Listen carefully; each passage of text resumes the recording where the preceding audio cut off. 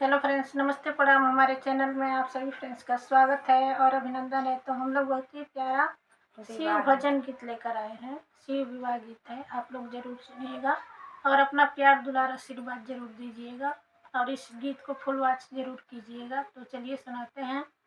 हर हर महादेव आप सभी को।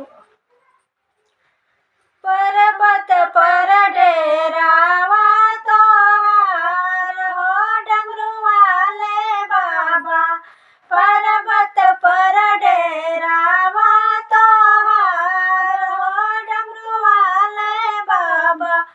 बड़ा तापा काइली हो गंगा महारानी हो, बड़ा तापा काइली हो गंगा महारानी हो। रखेली जटावा सामार हो डमरू वाले बाबा, रखेली जटावा सामार हो डमरू वाले बाबा। पर्वत पर डेरावा तोहार हो डमरू वाले बाबा, पर्वत पर डेरावा तोहार हो डमरू वाले बाबा। बड़ा तापा काइले हो चंदा गगनवा हो, बड़ा तापा काइले हो चंदा गगनवा हो। राखेले माथावा सामाल हो डमरू वाले बाबा, राखेले माथावा सामार हो डमरू वाले बाबा। पर्वत पर डेरावा तोहार हो डमरू वाले बाबा, पर्वत पर डेरावा तोहार हो डमरू वाले बाबा।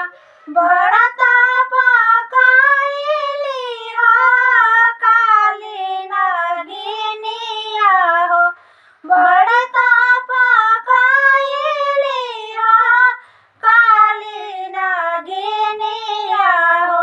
राखेली गलावा सामाल हो डमरू वाले बाबा, राखेली गलावा सामाल हो डमरू वाले बाबा।